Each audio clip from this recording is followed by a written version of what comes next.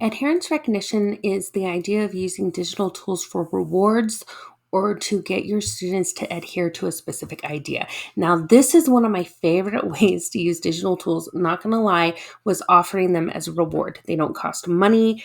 Students get very involved in them, and then you can sneak some learning into them. So consider having students earn points or V-Bucks or something throughout the week to where you can give them free time on devices. This works across any grade level, K-5, 312, whatever. And here are some of my favorite ones. Minecraft. If students are getting stuck playing Minecraft and they shouldn't be, offer it as a reward. So here are some ideas for using elements that's a higher level, like high school level extinction activities. So this is just the science section. So biodiversity, manufacturing. So you can see how you can realm that from building with bees all the way up to chemistry ideas. So great activities, and it works on their Chromebooks. For the slightly younger students, this is called Prodigy. If you haven't heard about Prodigy before, it will tie to your math lessons. And what students do is they try to solve a math problem, and I'm really not paying attention to it. So I am failing at this point. But there we go. Students have to do math. Or I can keep unsolving it. Students have to do math, and then they get points for doing something correctly. This time I fumbled because I didn't get it correct. And then they battle it out with each other, but they are doing math at the same time, and you can tie it to whatever lessons you're doing. Also, consider creating a fun playlist where students can look up interesting things like spooky season for crash course activities for middle school or high schoolers. Another thing is Google Arts and Culture has some really fun activities that they can quote unquote play with, but it's also going into all of those art and culture ideas, including digital interactive field trips, which I'm going to cover in a future session as well. And honestly, they just really like playing with weird things like the stretchy face guy. So disturbing. But, it's really kind of fun. Or like this game is all the rage right now, Infinite Craft, where they have to combine two things together and see that earth and water makes a plant, and then that can make a swamp. But then I'm going to add a volcano. And then, so it's just creating different things all together is this thing called Infinite Craft. Those are just a few ideas for earning those as a reward. Consider creating digital rewards too, like digital stickers. So Google, you can create some digital stickers, or you can even have digital versions of brag tags. Or consider having students design or create them themselves.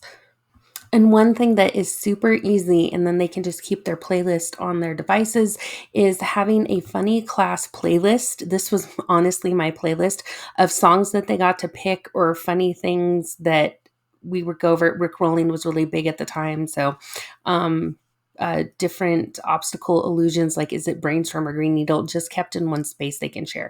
Another thing to think about is using tools like Google Forms to get students to see their behaviors or to track things. So Google Forms can be used for more than quizzes. You can use it for exit tickets, rubrics, so students know what they're supposed to do next, having parent info, having them used for management. And I've included this entire slide deck of like student behavior refocus forms or sign out sheets going to the bathroom or signing out content or books or stuff in the classroom.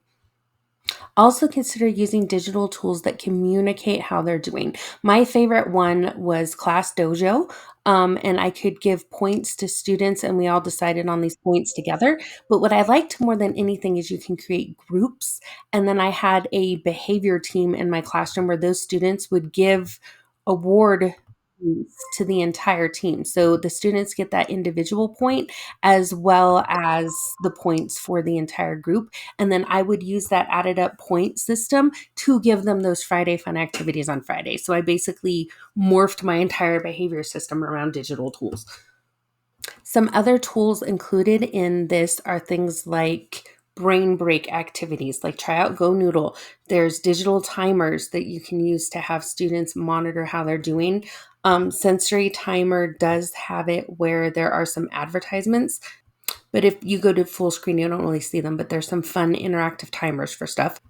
Also, things like noise meters or tracking how the classroom is doing. So I got bouncy balls here, and you can set up sensitivity for a microphone. So when students are talking, if they end up being really, really loud, these balls will bounce around. I think I switched the microphone. Oh, I don't have the microphone on. So now when students are talking loud, the balls are going to bounce around and tell them to be quiet. So if I talk too loud, it's going to say too noisy. One thing I covered here that is linked, but we're going to go over in future sessions, is something called flippity.net, which has a lot of activities like tracking progress. You can have a random name picker. You can have a randomizer. So a great place to build games, a whole lot of stuff here on a place called flippity.net. Now, finally, on the last slide are some SEL tools. Consider having some backgrounds with calming and peaceful things. I'm talking really fast and I don't feel like I'm doing a really good job at being calm, but give students a break. Give them a break in class. Give them a break from tech where it's used to constantly create or use it or scroll through things, and just have a minute. A couple of my favorite tools on this, one of them is called Liquid Particles, and students can just spend a few minutes using their mouse to move these particles around. And so it's kind of fun to see how you can move them. Something very similar is something called Silk. It's called Weave Silk. My middle schoolers and high schoolers have loved this one, and you can just go here and change colors, and then it can do symmetry and do these like really neat designs, and then you can base it off of rotations, and you can even combine colors together and stuff. So this is a really neat tool just for a digital version of art, just to have sort of a brain break. So those are just a few tools to help with adherence recognition. I'm going to put this video up on the side, so feel free to explore all of those different links and see if there's anything you'd want to share with your BT.